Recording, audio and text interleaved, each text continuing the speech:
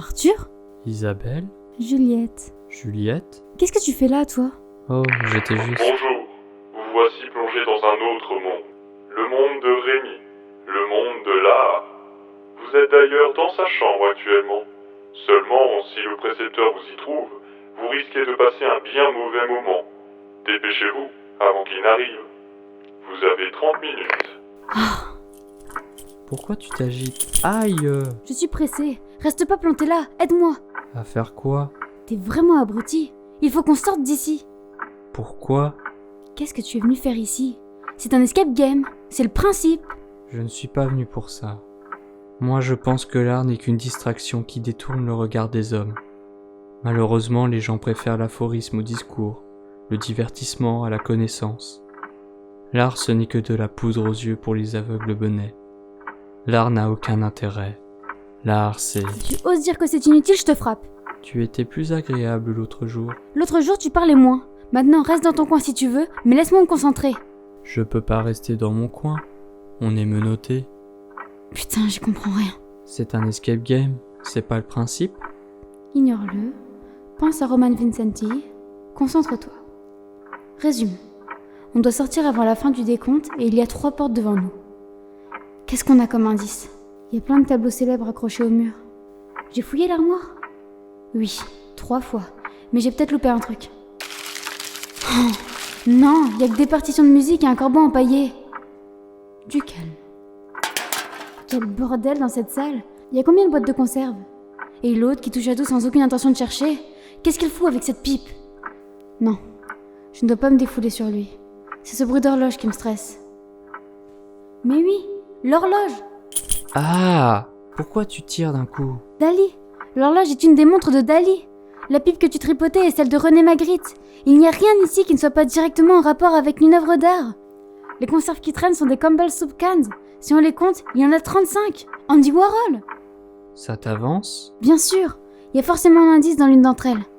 Bonne chance pour trouver la boîte. Ah ! Maintenant, tu vas te bouger et m'aider à les ouvrir.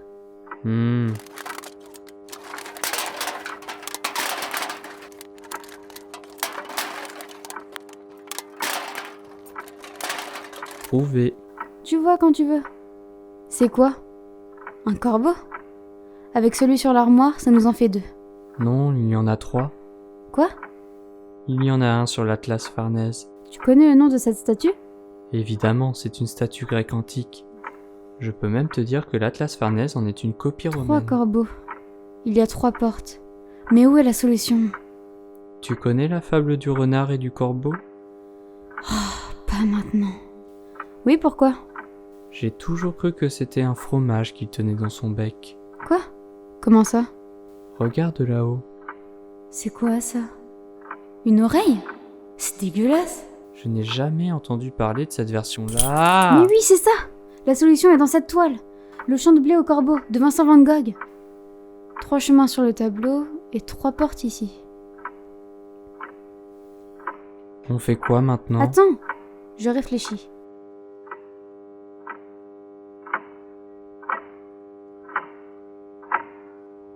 Il reste plus que 5 minutes.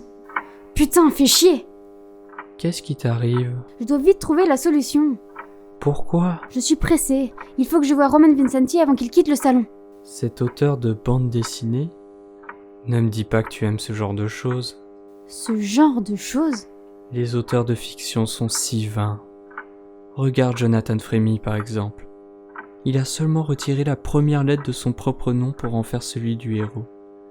Prétendre vouloir créer un monde et des personnages qui n'existent pas.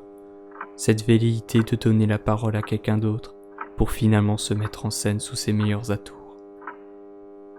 Quelle vanité. Et tout ça pourquoi ? Pour nous faire oublier les choses vraiment importantes.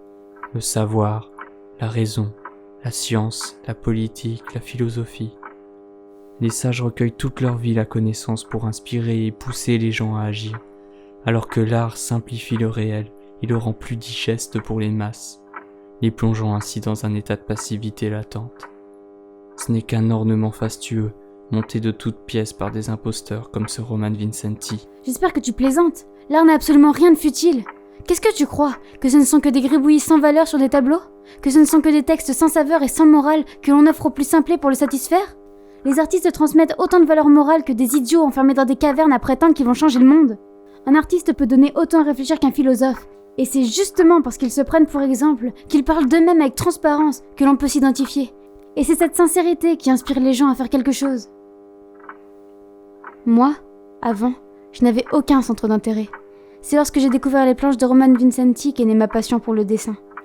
Enfin, j'ai eu quelque chose que j'aime. C'est quelque chose qui m'appartient. À moi, tu comprends? C'est la seule chose à laquelle je peux me raccrocher.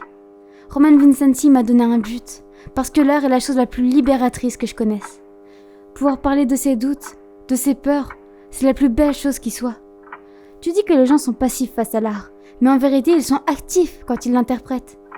L'objectif de l'art, c'est de chercher la vérité cachée. La vérité cachée. Qu'est-ce qu'il y a? Qu'est-ce que tu fais? Je m'en doutais. Il y a une clé derrière le tableau. On ouvre laquelle des 3 portes avec? Aucune. Van Gogh a peint ce tableau la veille de son suicide. Les 3 chemins mènent à la mort. Il faut trouver autre chose. Aide-moi à pousser l'armoire. Ok.